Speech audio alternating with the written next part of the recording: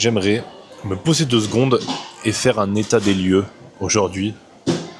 Parce que ça fait 6 mois que je suis en Asie et ma vie a énormément changé. Ma perception de la vie, surtout, je me rends compte que je suis exceptionnel, sans être égotique, parce que tout ce que je fais, ça découle de Dieu. Quand tout ce que je fais découle de Dieu, quand je suis vraiment dans le flow, dans le présent, dans la vie, parce que quand on est dans le flow, dans le présent, on soutient la vie en elle-même, et ben c'est là où je fais les choses qui sont le mieux à faire au moment présent, là, maintenant. J'ai l'impression que le mental, quand on est dans le mental, on planifie, on contrôle, enfin, du moins c'est ce qu'on croit, on essaye de contrôler à partir de la peur, du manque, de notre ancienne identité, de l'histoire qu'on se raconte, qu'on s'est raconté, et du coup c'est pas ce qui se passe. Alors je sais pas si c'est parce que je viens de finir The Power of No, le pouvoir du moment présent, d'Eckhart Tolle, mais j'ai cette sensation que quand je suis dans le présent, je suis dans le flow, tout est fluide, et c'est là que je vis vraiment. Alors que quand je suis dans le mental, quand je vois la vie à travers l'identité que je me suis créée, l'histoire que je me raconte depuis le début de ma vie, que la société te raconte, que tes parents te racontent, que tout le monde autour de toi te raconte, tu es ce mec-là. Moi, je suis le Alexis qui a fait du rugby, qui a fait un sport-études, qui réfléchit beaucoup, qui pense juste, qui est perfectionniste, qui est maniaque, qui a eu des bonnes notes à l'école. Mais non, je suis rien de tout ça en vrai. Dans le moment présent, là, maintenant, je suis rien de tout ça. Je suis juste l'incarnation de Dieu à travers la matière. Et quand je m'autorise à laisser de l'espace, à arrêter de penser à ce qui pourrait arriver, à ce qui s'est passé, bah c'est là que je suis pleinement connecté au présent, à l'instant.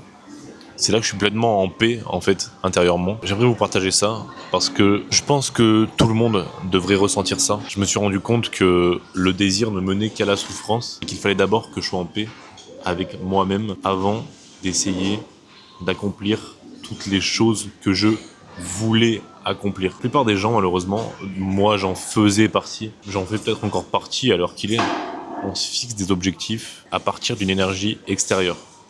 Parce que tel a ça, tel a ci. Mais on se rend pas compte que ces objectifs, ils nous projettent dans l'après, ils nous projettent dans le désir, et ce désir ne mène qu'à la souffrance. Retenez bien ça.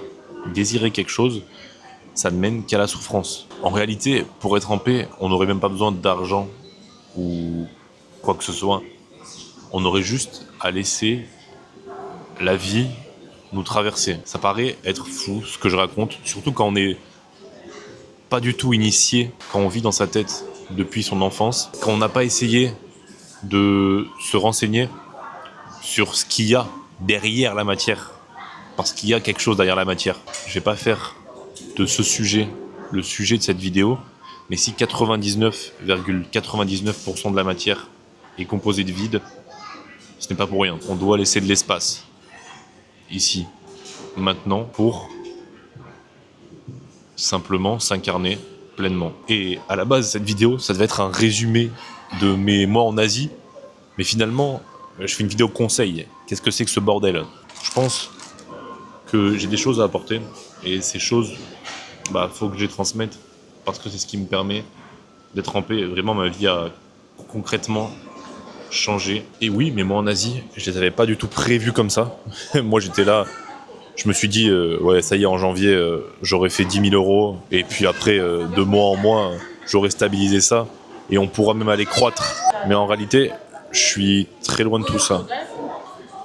J'ai pas fait les actions que j'aurais dû mettre en place pour transformer le plus de vie possible, parce que je me suis concentré sur moi avant tout. Et pour moi, un bon coach, c'est quelqu'un qui sait trouver avant d'essayer d'aider les autres, qui est en paix et qui connaît le chemin pour y arriver. Alors pas seulement physiquement, parce que ok, le physique, la nutrition, l'hygiène de vie, tout ça c'est important, mais quand on fait les choses à partir de motivation extérieure, quand on fait les choses à partir du manque, quand on fait les choses à partir de l'ego tout le temps, et ben on se retrouve enfermé dans un cercle vicieux. Et moi, c'est ce que j'ai expérimenté personnellement.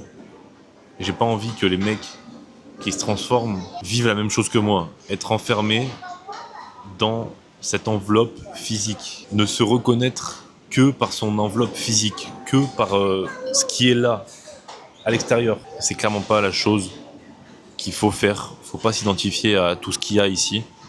Sinon, tu seras jamais libre. Tu seras jamais libre. Tu croiras que tu es libre extérieurement, mais tu auras énormément de pression interne qui te traversera. Pour revenir sur moi, ouais, j'ai pas fait tout ce que je voulais faire, mais j'en ai rien à foutre parce que je suis pleinement en paix et que là, je suis prêt à accompagner des gens beaucoup plus loin que j'ai accompagné des gens auparavant. Et je sens que je suis pleinement en paix. Je suis aligné avec ce que je fais. Je peux faire plus. Je peux apporter plus à ce monde. Et j'ai le sentiment que il faut que j'extériorise beaucoup plus. Il faut que je poste beaucoup plus pour vous aider, pour m'aider moi-même aussi, parce que parler à la caméra, grâce à ça, je développe plein de compétences. Et ça me permettra également de mieux vivre. Pourquoi pas ? Vraiment, si je pouvais pas faire payer et vivre comme ça le reste de ma vie, mais je le ferais volontiers. Maintenant, il faut quand même que j'ai de l'argent. Parce que les échanges sont monnayés par l'argent. Voilà, si je peux aider un maximum de monde, un maximum de gens qui me ressemblent, c'est avec plaisir. S'il vous plaît, je pense que de toute façon, si vous avez regardé cette vidéo jusqu'à la fin, c'est que vous connectez vite, c'est que vous avez du temps d'attention qui n'est pas limité. Donc vous êtes des gens qui pouvez comprendre. Vous êtes uniques. Vous allez réussir. Mais tout d'abord, vous devez revenir à vous. Parce que tout se passe ici, les gars. Et quand on essaye de tout rationaliser, de trouver à l'extérieur ce qu'on a à l'intérieur, ça ne marche pas. Voilà, vous êtes les GOAT. Vous allez réussir. Je crois en vous, comme je crois en moi. Apprenez à ralentir, à observer et à apprécier. C'est tout pour moi. Je finis là-dessus.